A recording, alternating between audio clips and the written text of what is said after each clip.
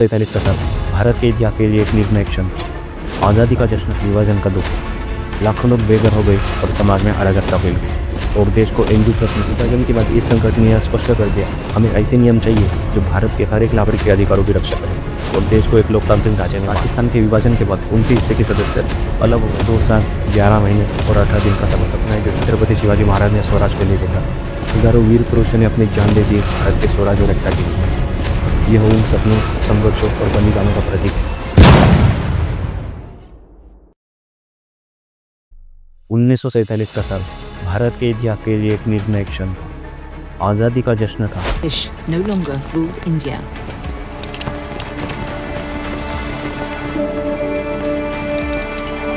India's Stroke of the midnight hour, when the world sleeps, India will awake to life and freedom.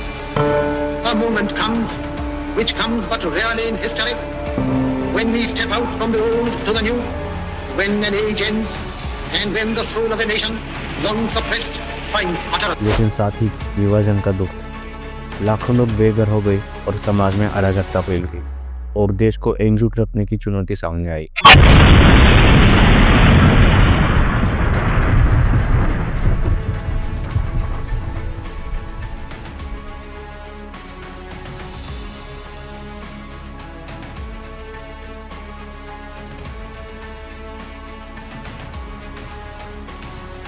लगभग 15 लाख लोग मारे गए, करोड़ों लोग विस्थापित हो गए।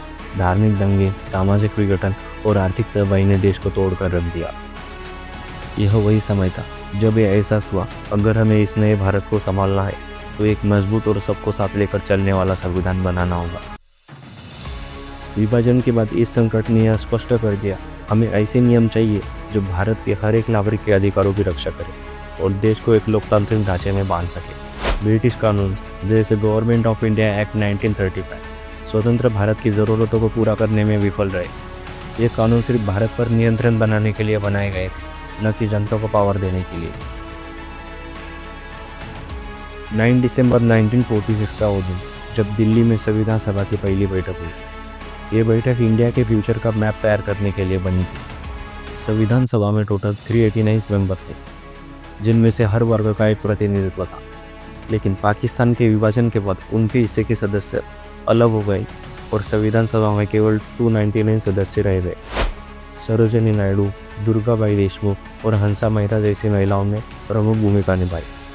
सिख, दलित, मुस्लिम और आदिवासी कम्युनिटी के नेताओं ने इसमें अपने विचार। संविधान निर्माण की सबसे महत्वपूर्ण समिति थी ड्राफ्टिंग कमेटी, जिसकी अध्यक्षता डॉक्टर BR अम्बेडकर ने की। उन्हें भारत के संविधान का आर्किटेक्चर भी कहा जाता है। डॉक्टर अम्बेडकर का मानना था, संविधान ऐसा होना चाहिए जो भारत के हर वर्ग, विशेषकर वंचित और दलितों के अधिकारों की रक्षा करे। उन्होंने अस्पृश्यता उन्मूलन और समानता को संविधान का मूल आधार बनाया और उनका यह भी मानना था, संविधान केवल एक कानूनी दस्तावेज नहीं, बल्कि ये हमारे सामाजिक और आर्थिक जीवन को संचालित करने वाला एक यंत्र है।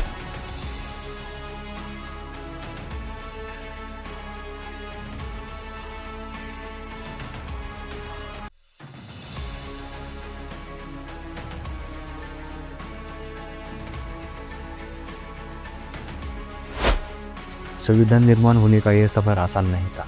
इसे पूरा होने में टोटल 2 साल 11 महीने और 18 दिन का समय लगा। संविधान सभा में कुल 11 सत्र हुए और 114 दिनों तक डिबेट चली।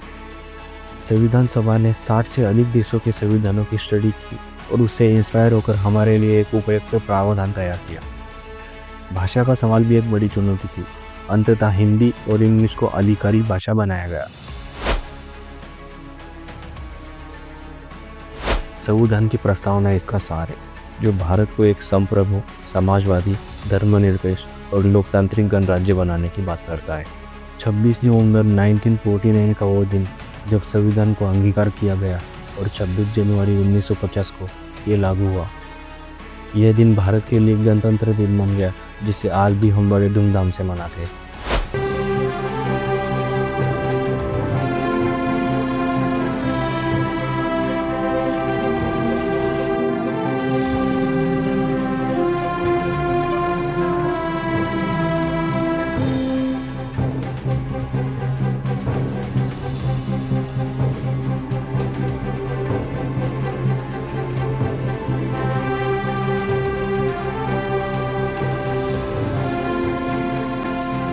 हम चाहे दुनिया का सबसे सुंदर संविधान क्यों न बना लें, पर वो भी बेकार साबित होगा अगर उसे अमल में लाने वाले लोग ना हुए।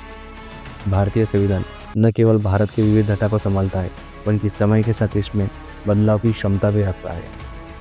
संविधान में अब तक 100 से ज़्यादा संशोधन हो चुके हैं जो इसे प्रैक्टिकल बनाने में हेल्प करते हैं। आज भी भारतीय संविधान न केवल भारत के लिए बल्कि पूरी दुनिया के लिए प्रेरणा का स्रोत है।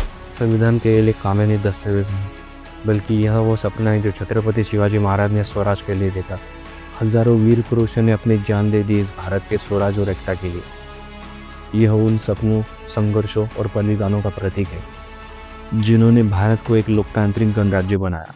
इसे समझना और इसका संरक्षण करना हर एक नागरिक की जिम्मेदारी है। हम भारत के संविधान को किस नज़र से देखते हैं कमेंट में ज़रूर बताएं। तो मिलते हैं नेक्स्ट वीडियो में एक और इंटरेस्टिंग टॉपिक के साथ। तब तक के लिए स्टे क्यूरियस और एक्सप्लोर करते रहो। जय हिंद।